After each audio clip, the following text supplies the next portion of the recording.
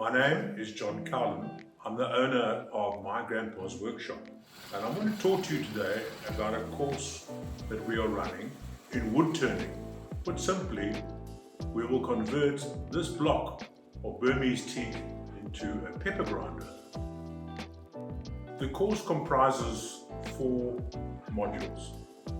The first of these is preparing the block for the mechanism.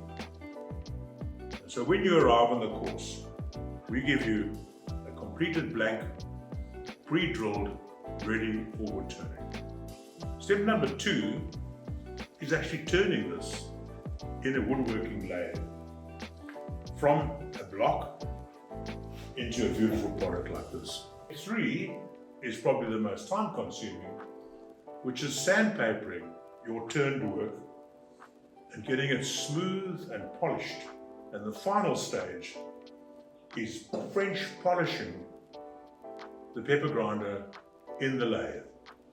And it comes up beautifully shiny like this one I have here. If you are keen to acquire these skills, contact us on our website and you can join such a course to learn how to make a beautiful pepper grinder for everyday use.